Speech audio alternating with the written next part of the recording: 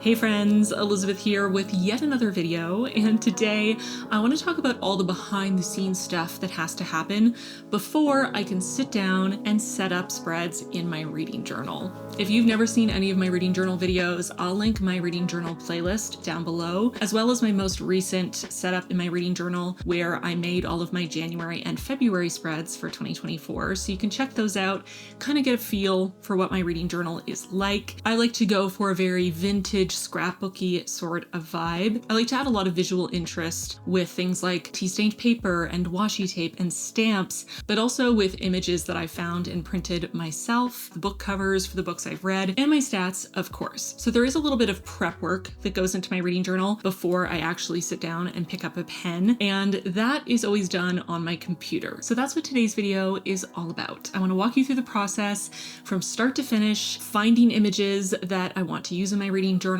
compiling them all together, sizing them, how I use Canva to do that, to bring everything together and size it and get it ready to print, getting book covers and sizing them, and also how I make the actual graphs and charts that I use for my stats. I'm going to try to go into as much detail as possible in this video, hopefully without making it too excessively long, but I want this to be helpful for you if you are a newbie to having a reading journal, if you've never used Canva before. So if I miss anything, or if I don't go into enough detail in something and you need some clarification, please don't hesitate to leave your questions down below in the comments, and I will do my best to address them all, to answer them all, because I genuinely want this video to be a helpful resource for anyone who comes across it. So that is the plan for this video. I want to say up front, this video is not sponsored by Canva, nor is it made in collaboration with Canva whatsoever. I have never worked with Canva. I pay for Canva Premium myself and have for about a year now. I just really like using Canva. I used to use Photoshop to do all of this and it worked fine, but since switching over to Canva, I've just found it a little more streamlined, a little faster and easier to do everything I need to do. So I've stuck with Canva, and I think it's great because there is a free option for Canva, whereas Photoshop is pretty expensive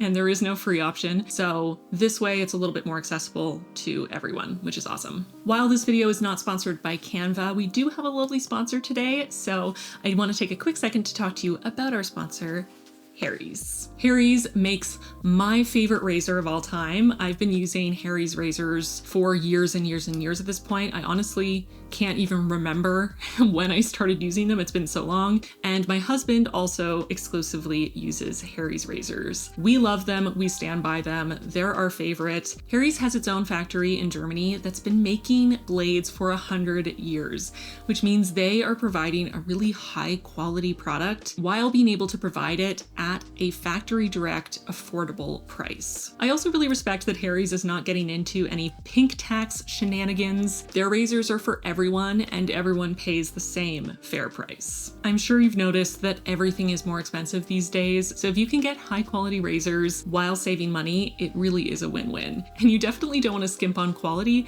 when it comes to blades near your skin. My husband loves when it's leg shaving day because my Harry's razor always leaves my legs so soft and smooth to the touch. And I love it when my husband uses his Harry's razor to clean up around his facial hair, especially before we go out on a date. It always leaves him with a really tidy look and never leaves him with irritated skin. Harry's is top of mind for me right now because I shaved my legs in the shower this morning with my Harry's razor and my legs are so smooth. I keep rubbing them together under my desk like a cricket. Don't judge me. I know you do the same thing. I am not alone in this. Okay? In all seriousness though, it feels amazing. Make sure to click my link in the description box to get your first trial set from Harry's for just $5. That's a $13 value for just $5, so what are you waiting for? Click that link, try Harry's, I know you won't regret it. Thank you so much to Harry's for sponsoring this video and for consistently providing our holy grail razor in this household for many, many years, and I'm sure many years to come. Now, without further ado, let's get in to talking about all the prep work that goes into my reading journal. Okay, so this is what Canva looks like. You can just go to canva.com and make a free account. And once you do, you'll have a homepage that will probably look something like this. Once you've made a document, you can come back to it over and over again and use it as a template, which is what I do. So in that case, when you're on your homepage, you can scroll down and you'll see all your recent designs. And as you can see here, my first recent design is my reading journal document. So this is where we're going to be working today, but I wanted to quickly show you how easy it is to create a new design in case you are brand new to Canva, you've never used it before. If you're creating a new design, you can just click this button up here. You can choose from one of the options here if those work for you, but I find it easiest to just do a custom size. You can see I have a recent 8.5 by 11 or the size of a piece of paper. You can also choose the size by pixel, millimeter, centimeter, whatever works for you. Making it the size of your standard piece of paper that you can print at home is the easiest way to do it. This is just a new blank design. Here along the sidebar are where you get all of your options. So there are design options. These are templates, places you can start. There are also elements. This is where you can get shapes and graphics. You can use their AI here. You can get stickers, photos, videos, tables, frames, grids, all kinds of stuff here. So this is very helpful. There is a text tab. There's a brand tab. This is if you want to stay consistent with colors or something, you can make a color palette, which I have done. There's a section for uploads where you can upload your own media. There is a drawing tab, projects, integrated apps, photos, background, a tab specifically for charts, starred items. So this is what Canva looks like once you've created a design. You have your sidebar here. You have some important things along the bottom, especially your size adjustment there. Up here in File is where you can rename your design, where you can duplicate it, make a copy, and the share button, which is where I like to download my design so I can print it. So that is what a new design looks like. But I'm going to open up my recent design, my reading journal design, because this is a template that I've made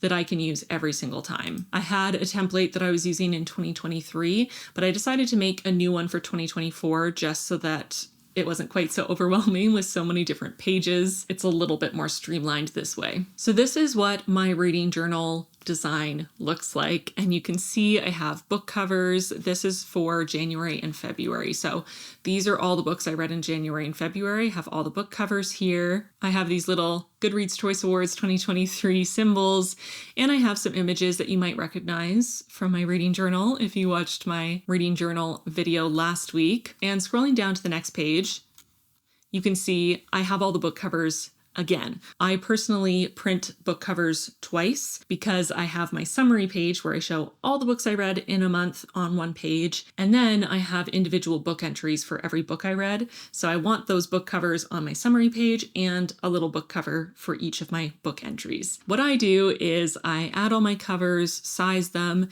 and then I'll just duplicate that page so I have them twice, and then I'm able to fill in any extra space underneath the book covers with some of the other things I want to print. Scrolling down to page 3, you can see my January stats, and these are all the little stats that I print out and glue into my reading journal. Because I had extra space at the bottom, I added some more images for my reading journal. Scrolling down to page 4, I have my February stats and some more things that I needed for my reading journal. And then on page 5 and 6 and 7 and 8 and 9 and 10, I just have a bunch more images that I'm using either for cover pages, these big square ones. Some of these are images that I used on individual book entries, or smaller images for decor. And these are all just made to fit. I put them together however I have to put them together so I can print them out, ideally on the least number of pages possible. So let's start by talking about book covers, because this is something I get questions about pretty frequently. So I get all my book covers from Goodreads.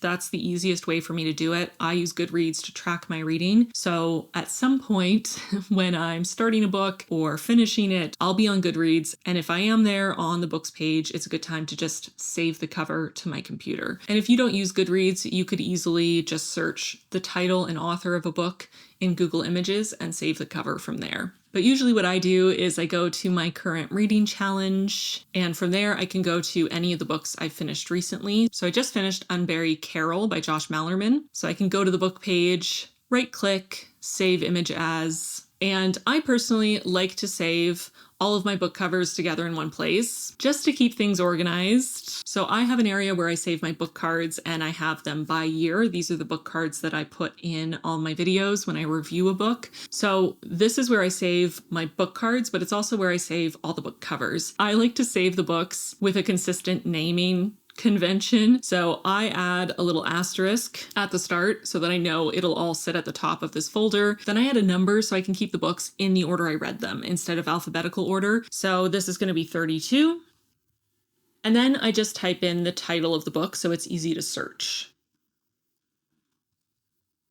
Of course, you don't need to do this if you don't want to, but since I'm making this video, I thought I would be detailed and show you all of the steps I do, and the organization part might be helpful to someone out there, who knows. So I also realized when I was looking there that I hadn't yet saved the cover of the Angels game. So I'm just going to click on that and save that book cover as well. Actually, for an example, I'll just show you how I would do it if I didn't use Goodreads. I would just go to Google Images and I would type The Angels Game by Carlos Ruiz Zafón. So the cover that was on Goodreads is this one. It's actually not the cover that I have on my book. My book is this red cover. So that's the one I'm going to save just because it looks more familiar to me. So if I just click on an image result, I can just save image as. So there we go. So now if I go back to my reading journal project and I go to the Uploads tab, I can pull up my documents here and I can scroll down to the book covers that I need for whatever month I'm working on. And I'm just going to drag and drop the covers into my uploads.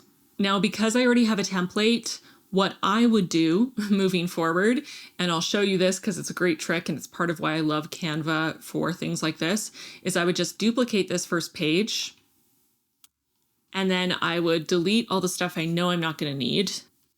And then I would use the covers that are already here as placeholders for the new covers. So to do that, I would literally just have to drag and drop my new covers on top of the old ones and they'll just snap into place. You just drag and drop on top of the old covers and they'll automatically resize themselves and snap right on top of the cover that's underneath. So that is part of why I love Canva so much, because it really saves time when you can just snap elements into place and not have to resize them. But if you're starting from scratch and you don't already have these elements here, it's still super easy to add what you want to add. You can either just click something and it'll pop up, or you can drag it and drop it. And then you can just use these corner dots to resize to whatever size you want. So you can see as I resize it, there is a little box that shows the width and the height. So I have found personally that sizing the book covers to be approximately 1 by 1.5 inches is the best for my reading journal. I use a square size 8 by 8 notebook from Archer and Olive for my reading journal. If you're using a smaller size, you may want to make your book cover smaller so you have more space for other things. If I was starting from scratch, I would just pop the element in and then I would drag the corner down until the little black covering box shows approximately 1 by 1.5. And that would be the size I want. Then I can just place it. I try to leave a little bit of a gap for the margin and then I'll just add them in a row. So I add the last graduate, I'll just snap it so that it pops right next to the other cover. And Canva makes it really easy where when you're resizing, it'll sort of pause when it's the same size as something next to it. So you can just kind of go down until it stutters or till it pauses for a second and let go, and it'll be exactly the same size, which is great. So you can just do this all the way along, line them up, and resize for all the book covers that you need for a particular month. I like to keep it to 7 book covers across. I find that fits quite nicely while leaving the margin that I need around the edge. So those are going to be my 8 book covers so far. And because one of these books was a Goodreads Choice Awards 2023 winner, I want to print one of these little symbols to include for my book entry. This Goodreads Choice Awards 2023 symbol I just found on Google Images. As you can see here, there are a bunch of different images that pop up. I just grabbed one of the ones where the symbol was on its own here, and I was able to use that. So that is how I find and resize my book covers. And like I said, I like to print my book covers twice. I will just hit this little button here, duplicate page. I'll zoom out so you can see it as it happens. Duplicate page, and the book covers will show up again. And then I can use the extra space on the page for any of the other things I want to print. In this case, it probably makes sense to use the rest of the page for my stats. I'll put chapters in the description box so you can follow along or jump around as needed. If you don't do stats in your reading journal, so you don't care about this section, that's totally fine. You can skip to another section where I talk about something else that's more relevant to you. But let's chat stats. So again, one of the things I love about Canva is that it's very easy to use something you've made before as a template to speed things up. So for me, when I'm starting a new month, I'm just going to copy all of the stats that I have used before and paste them.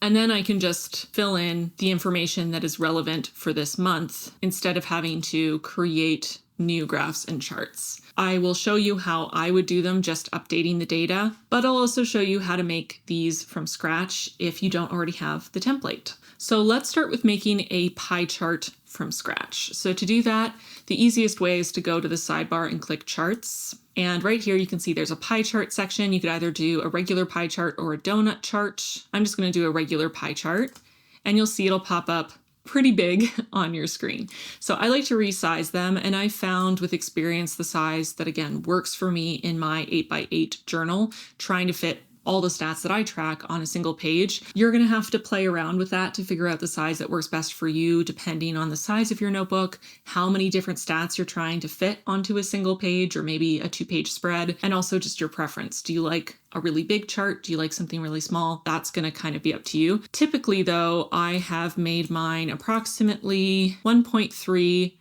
by 1.1. So that's the size that I found works best for me, for my preferences. Once you have your little pie chart, and let's zoom in so you can see a little clearer what it looks like here, because it is pretty small. Here we go. Here's our pie chart.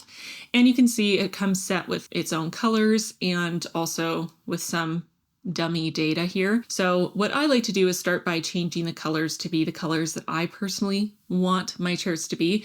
I like my charts to be these nice sort of neutral colors. I feel like it really fits the vintage academia vibe, the scrapbook vibe of my reading journal. I'm going to go in and change all these colors. The colors that I like to use are already here, not only in my document colors because they already exist here, but they're also in my color palette. If you're new to Canva, you won't have a color palette here, but you will have some options here like the default colors at the bottom. You'll also have photo colors here, so it pulls colors from any of the photos you already have in your document. So this is pulling colors from these different book covers, which could be fun. Maybe you want your stats to be in colors that are pulled from your book covers. So maybe I really like this sort of rusty red from Unbury Carol. I could make all the colors for my stats come from that cover if I wanted. Or of course, you could come up here to add new color, and you could go through and pick any color you want. Go around, find the exact shade that works for you. And of course, if you know the hex codes for colors that you like, you could just put your hex code in here and get the exact color. But I already have the colors I like to use down here, so I'm just going to select my colors from my color palette. Now, the color palettes here are a premium feature. So that's something that I can do because I pay for Canva. I have a premium account. If you don't have a premium account, then you won't have these color palettes. But once you pick your colors once, if you keep them somewhere on the page, if you keep an example graph or chart, then those colors will show up in your document colors. So you won't necessarily need a color palette because you'll already have them. Once I have my colors selected, then it's time to input my data. So you can see that for a pie chart, there's labels here and then there's series 1, and you can also see which color is associated with which item. So let's do an example. Let's recreate my age demographic chart here. I want to start with adult, so I'm going to make item 1 adult. Now, I'm not too worried about how these labels look because when I cut it out and glue it into my reading journal, I'm just cutting around the circle of the chart itself, and then I'm rewriting the labels by hand. If you want to save time and you want to be able to cut it out with the labels intact, you can get more into detail about, what font your labels are written in, the size of your font, the color of the text. All of those options are here at the top, so you can do that if you want to keep the labels so you don't have to rewrite them, save some time. So I have adult here, and looking at the books I've read so far, 5 of the books I've read so far are adult. I'm just going to label this YA, and 3 of them are YA. And I don't actually have any middle grade or children's books for this month so far, so I might label this one, but I'm going to delete everything else here because I don't need it. And you can see now I have my little chart, which shows I read 62.5% adult books and 37.5% YA. Now, if I don't like the colors here, I can, of course, change them. So maybe I decide I want adult to be this darker brown and I want YA to be the next lightest brown, or maybe I want it to be even lighter so it's more obvious where each section of the pie ends. So you can kind of fiddle around with that. I have had a lot of questions about how I track my stats, and I am going to cover that, not in this video, because I'm going to make a whole other video about my Notion reading tracker. It is coming very soon, I promise you. So watch out for that. It is coming. It's going to be a doozy because my reading tracker is quite extensive, but that is where I track all my stats. So any of this information, you know, for this, I was easily able to tell because I just can remember if a book is an adult book or a YA book, for example. But sometimes if I've read a lot of books or for some other stats like the author's nationality, I maybe don't remember off the top of my head. So I track all my stats in Notion. And as I'm making my stats in Canva, I'll just have Notion open next to Canva. I'll have both windows open and I can just refer to the stats to input all that data. So whether you use something like Notion, or if you prefer to have an Excel spreadsheet, or maybe it's just in a notes app in your phone, or maybe your stats are automatically tracked in something like Storygraph, whatever works for you to track your stats, you can then input that data into Canva. So now I'm going to show you how we can make a bar graph from scratch. So let's go down and find one to be an example. Let's do the genres. That's kind of a fun one, but let's make a new one from scratch. So I'm going to go into charts and I'm just going to go into the bar charts here. And I'm going to pick this bar chart. So here we go. This is just a basic bar chart. And as you can see, this has two series, item 1, series 1, item 1, series 2, all the way across. I only want one series because I'm making simpler graphs. So I'm just going to make this a bit smaller so we can see a little better, but I'll show you how to change that. When I click on the bar chart itself, or if I go into edit here, this is where the data entry comes up, but there's also a settings tab. So if I go to settings, then I can go down to the values and I can get rid of series 2. So that's going to give me a much simpler bar chart, very similar to what I have down here, just one bar for each item instead of having multiple series. This is also where you can adjust things like if you want a legend or not. I don't include a legend personally. You can also hide or show the labels. I like to show them because I use them as a reference. And you can hide or show the grid lines. I personally like the grid lines. So going back to my data here, I'm going to start by resizing this. I'm kind of always playing around with resizing in terms of my bar charts. I usually just use old ones I have for reference for the size. Again, that's part of why I like Canva, because I can just always use old charts for reference. I like to stick to 4 high being the same height as a pie chart. That's just what I go by. So in this case right now, we have some pretty big numbers here, like 16 is the top. I'm never reading 16 of a single genre. So if I change this to be closer to what I'm actually going to be using, so maybe 3 of a genre and 1 of another genre and 2 of a different genre, the max here is 3 tall. So if it's 3 tall, it's going to be slightly shorter than the pie chart. So once I have my graph here, again, I want to change the colors. So here I'm going to use this nice dark brown. And for my items, I'm going to label an item for each genre. So once I have my labels, I can go in and add how many of each genre I read from. So for nonfiction, I had 1. For fantasy, I had 2. For classics, I had 1. For horror, I had 3. And then historical, I had 1. So when you resize your graph, you're resizing the entire thing. And if you add more categories, each bar is going to get smaller because it wants to stay the same exact dimensions. So once I add in everything, I can adjust the height. So I stayed 3 high, so the height is fine, but I want to make it a little wider. Again, I want approximately 2.5 bars to be the same width as my pie chart. So I'm just going to drag that to be around 2.5-ish. And that's giving me something that is a pretty similar scale to what I had before. So that's my little bar chart for genre, and you can see it's pretty similar to my old one here. So hopefully that's pretty straightforward and easy to understand, and you now know how to make pie charts and bar charts in Canva. I'm going to quickly show you how you can easily edit the information in one you've already made to make things faster. I just click on it and it'll open up the edit panel. So this is for author's gender. I can add 4 and 4. I don't have any books written by multiple people, which is this category, nor do I have any authors that I know of that identify as non-binary. We have 50-50 man and woman, and this just updates with the new percentages and with the new proportions in the chart. So that one is all done. Very quick and easy, much faster than making one from scratch. And you can do the same thing with a bar chart. So let's say I just want to alter this. So I have 5 4-star reads so far in these 2 months, 2 5-star reads, and I have 1 3-star read, and no 2 stars and no 1 star, which is great. So as you can see, that just updates the data. But because I had 5 here, the height is not necessarily consistent anymore. So I can always come and check.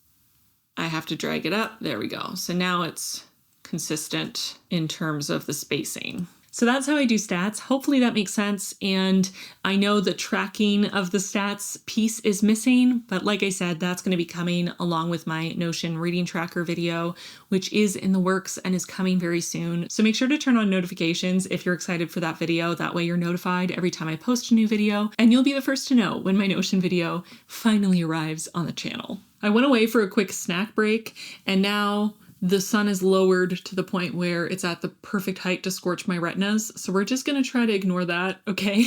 So now that we've talked about book covers and stats, it's time to talk about the more decorative elements. So as I've mentioned before, I primarily use Pinterest to find more aesthetic images. So this is images that I might use on my cover page, for example, or for little decor things here and there. And then I typically use Google image search to find images for specific book entries. Let's start with the book images. Why not? So the first thing I will go to if I'm looking for a book image, this is my tried and true. I'll type the title, author, and fan art and see what happens. Usually something will come up at this point. So here, this is a beautiful drawing of Elle, the protagonist. So I am going to save that. And I have a Reading Bujo assets folder where I have different years. So I can go into 2024. And if I go into my March and April folder, I can save that there. So this is sort of my go-to at first, especially if I want to try to find an image of the characters, because there are so many creative artists out there who are drawing all of our favorite characters. So that is my first resort, the first thing I do. And like, for example, this image is super cool, or this one, this art is very cool. So there's often a lot. Just by doing this first search, you can see some artist renderings of characters or specific moments. I used this art for the entry for the first book, showing 4 of our main characters. I really liked the art style. That is usually where I start. If I'm not coming up with much, or maybe the art style isn't exactly what I wanted, I can try some different searches and I can get more specific. So maybe I wanted for the Angels game, for example. So pulling up the Angels game here, there's a little bit like, there's this art, very cool. So I'm actually going to save that because I think it looks awesome. You know, sometimes nothing comes up at all. Maybe it's an older book, or maybe it's very new and people haven't really made art for it. This is so cool. Wow. I'm obsessed with that. Definitely saving that. You can find some really cool stuff, especially if you kind of go through related images. If you find something that you like, there can be some really amazing art. So I just kind of save anything that I might like into my folder, and I can kind of go through it later and determine what I want to use. Sometimes I print out more art than I end up using as well. It's just kind of, you know, just play it by ear. I like to have options. But if nothing's coming up and I need to get a little more creative, or maybe things are coming up but they're not really my style, I don't love them, or they're featuring characters I don't like or something, then I can get more specific. So with the Angels game, for example, it takes place in 1930s Barcelona. So I might search 1930 Barcelona and see what comes up, because maybe there is a really cool photo of Barcelona that can trigger memories of the setting of the story. So like this one is very cool, seeing old cars in Barcelona, 1925 to 1930. That's a cool image. This one and the related images, also very cool. So I might save something like this as an option. So searching the setting can really help. Or if there is something that has a lot of importance in the story that is like a common thing, like something that exists in the real world that you could search. So for example, for Divine Rivals in January, February, typewriters are an important part of the story. So I used a photo that I'd taken of my own typewriter, but I also could just search for images of typewriters and pull up one I like and use that. So I always start off with fan art, then I try the setting. If there is a real life setting, I try looking up things that are important to the story, and usually, eventually, I will get enough images if I just keep kind of going through some of those things. So looking at the other books here, you know, something like She is a Haunting, it takes place in Vietnam, specifically in a home that was lived in by colonizers. So if I look up Vietnam colonial architecture, then I get some examples, and I can maybe find something like this, which is showing French colonial architecture of individual homes, which is relevant for this book. This is a Shutterstock image with a bunch of watermarks all over it, so obviously I'm not going to use that. But that gives me another point. I didn't think to add French colonial specifically. So if I do Vietnam, French colonial architecture, I can maybe find an image of a house that is kind of close to the setting of this novel. Like this one might be perfect. So I can save that. So there's lots of different ways to find images that are relevant. Definitely, you know, scroll through the results, click on ones you like, maybe go through the related images to see if there's something better that's close to what, you know, drew your eye. And you can kind of go down a bit of a rabbit hole, but you should eventually find at least one image for all the books that you want an image for. So that's how I find the book images. Once I find all the images I want to use, I can just select all of them and drag them over. You don't have to be in the uploads panel to drag them. If you drag and drop, it'll automatically move over to the uploads panel. So right now, this page is full of stats, but I can just add a new page. So if I scroll down to the bottom, I can add a new page, and I want it to be close to everything else. So I'm going to use these little arrows at the top to move this page up. And I can just start adding the images. So I'll probably just click all of them so I can add all of them, and then I can just start resizing them. So in terms of what size to pick, again, that's going to be kind of up to you, depending on the size of your notebook, how big you want your images to be. You know, how much space do you have for each book entry? How much do you like an image? Do you want it to be, you know, really big and really pull focus? Do you want it to be something a little smaller? That's kind of up to you. But you can resize your images, you can rotate them. You can also do things like flip them horizontally or vertically. There's also some photo editing tools as well. So for example, for this one, maybe I don't like the blue because I really like how both of these images are more warm toned. So maybe I'd go into edit photo, and I could either use a filter to try to warm it up, because there's a bunch of options here. So I could go into like warm filters, for example, and pick something to kind of automatically make it a little warmer. I could go into adjust, and I could adjust the temperature here, make it really warm. I can adjust the tint from green to pink. I can adjust all kinds of things, the shadows and the brightness. You can really get into the nitty-gritty here if you want. But in this case, I'd probably just warm up the temperature a bit, edit the hues of some of the specific colors to make them a bit more yellow and orange, and green. And then I'd probably bring the saturation down a bit on the whole image because it's a bit intense. But now we get something that's a little more within the family of the other images. So that's something you can do. I'm normally not going into that much detail adjusting the colors of things, but I will sometimes if I don't feel like the colors really fit together. Maybe I look at this image of this French colonial home in Vietnam and I want it to not be quite so bright and sort of modern looking. So I might go into the filters and find something to kind of soften it up. I like latte, it looks good. So you can do things like that in Canva as well. You can also change things by cropping. So this image, for example, there's a bit of a dark edge, and maybe I don't want that dark edge. So if I click on it, these flat lines on the sides can crop. So I can just drag in and crop however I want. So I'm just going to crop in a little bit more to get rid of that dark edge.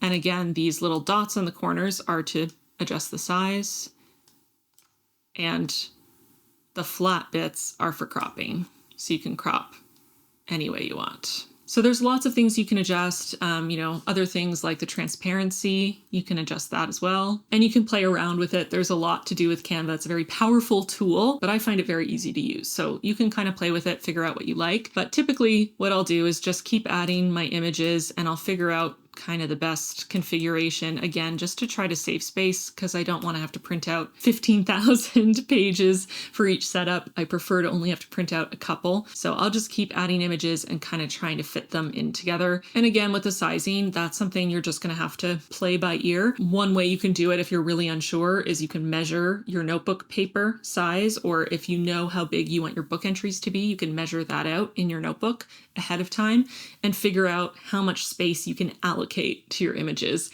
because then you can resize based on the sizing reference there. If you have to keep your image under 2 inches by 2 inches, you can scroll down until the longest side is under 2 inches, and now you know that that is small enough to fit in your space. So that is how I find the specific images I use in my book entries.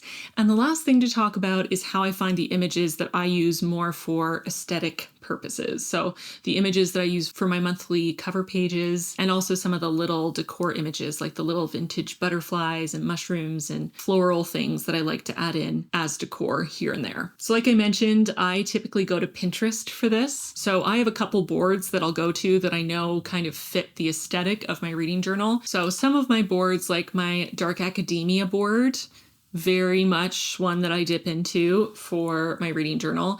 And this is a board that I'll just save to throughout life as I go on Pinterest. And when I'm looking for new images, I'll start by scrolling through the board, see if there's an image I don't think I've used before that would look really nice in a square format, because my cover page images are always square. And if I see something I like, I can just save it from Pinterest and drop it into Canva and resize it to be square. So if I see something that would make a really good cover, I can grab it. And this board is a public board. If you want to be able to just take the images I've already curated, you can do that, because you can just follow this board if you want. But let's say I really like, I like all of these and I've used many of them before, but let's say I really like this one as a cover image. I'll just click on it, then right click, save image as, and I'll just save it there. I also have some other boards that I use quite often. So my Light Academia board as well is a great option. I typically use these types of images more in the spring, summer time, because they do have that sort of lighter, airier vibe. But I can grab images here. I also have some that I like to sometimes print out as a full page, so I can rip them up and layer them with other paper for that scrapbooky vibe. So something like this image I might save to do that with. And then I also have my cottagecore board. That is one that I also sometimes use for my reading journal. These are also typically pretty sort of spring, summery. If I see something I really like, maybe I like this one as a smaller image, like an accent image, can save that one as well. So I start by kind of shopping my own boards. So I already know going into my boards that all the images there are ones that I thought, oh, I like that, and decided to pin it. So it's likely that I already like it and it'll fit in my general aesthetic. But I can also search for specific things. So maybe for this cover, I want something wintry. So I might look up snowy castle gothic and see what comes up if I want a wintry image. But, maybe these look too wintry because now we're getting into March, April. So maybe I'll look up Castle Gothic without the snowy and see what comes up. This one is a pretty cool image that I could see cropping nicely. So I might save this to a board so that I remember it, and also save it to my computer. Let's see if anything else appeals to me. Something I search often for my reading journal is book painting. So I like to find old paintings that have books in them. And the same thing applies here where, you can search something specific, you can try searching a couple different things. And then once you find something you like and you click on it, you'll see a bunch of related images. You might find something that's even closer to what you want down below. Like I really like that one, so I'll open that in a new tab. I like this one. I know I've used this image before, but I like it, so I'll open that in a new tab. And you can just kind of keep looking, keep seeing what works for you. This is really nice. I like this one. I like this one too. So lots of options. So I'm typically looking up things like, Gothic architecture, old architecture, vintage photographs, vintage paintings, paintings that have sort of academic or book content in them. Sometimes I look up images of libraries or book stacks or statues, all kinds of stuff. So you can kind of just search for things that fit your own aesthetic. Maybe you prefer decorating your reading journal with flowers. Maybe you like decorating your reading journal with pictures that you take yourself of your own stack of books. The options are endless. You can do whatever fits your own aesthetic preferences, what you like. Another thing that I like to do is use vintage botanical drawings like these and vintage insect drawings, or specifically butterfly drawings. And I like to print these out at a pretty small size and use them just as extra decor. Okay, so now we have quite a few images that we can use. So I'm gonna make a new page here. So now I have some of those images in there, and I can pick which one I want to be my cover image, because that's gonna be the biggest one. For me, I like to do one that's basically just slightly smaller than the size of my square page. So I might say this one would make a good cover image. So I'll make it approximately the size I want it to be width-wise. That looks about right in comparison to an 8x10 photo, maybe slightly smaller because I know my notebook pages are 8x8, so I have to make it a touch smaller. And then I want to crop it to be square generally, so crop the bottom a bit, crop the top a bit, just kind of keep working on it till I like the crop and it's square-ish. That looks like it's square and says it's square. So that might be a cover image I use for 1 month. And then maybe I want to do another one. So I might duplicate this page so I can use this pre-sized square as my template. And I might drag in this one, for example, and drop it in, and it automatically fills that space. Now, maybe I don't like the crop, which happens. I can drag the top up a bit and drag the bottom up so that I get a crop I like a bit better. Maybe I want to still make sure I include a little bit more of this bottom. So again, that's one of the reasons why I love Canva, is that once you've made an image, so if I make a page where I say, okay, that's my main image, and then I also want a couple smaller ones on the opposite page. So I'm going to use this one and I'm going to make it smaller. And then maybe I want one sort of medium size image. Maybe I'm going to use this one.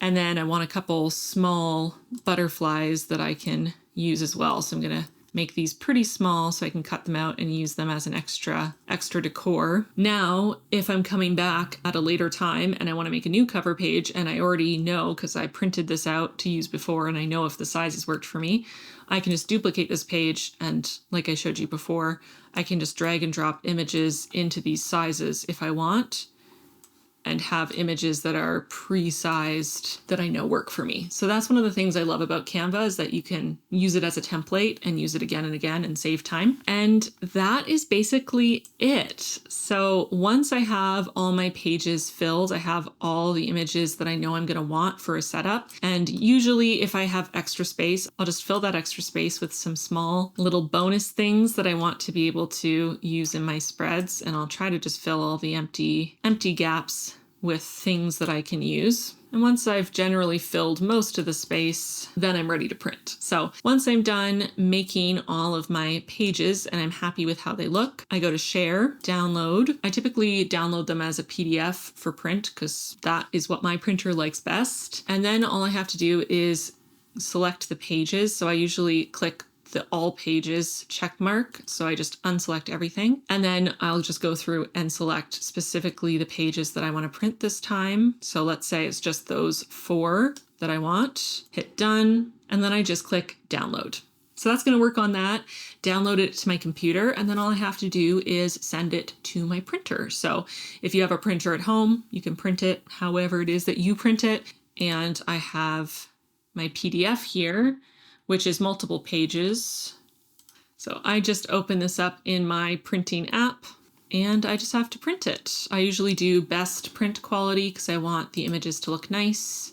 Some printing programs are going to have way more options than mine does, and then I just print it from there. So that is my whole process. That is how I find the images I use for my reading journal. It's how I compile them and size them and get them ready to print so I can cut them out and glue them into my reading journal. So hopefully that was helpful. Hopefully that was thorough enough for you and I answered all your questions. Once again, if I missed something, if something wasn't clear, or if I just didn't talk about something you wanted me to talk about, please let me know in the comments down below because I would love to answer your questions and make this as thorough a resource as humanly possible. I've been very excited and humbled by how many of you have let me know that you've started a reading journal because of me and my videos.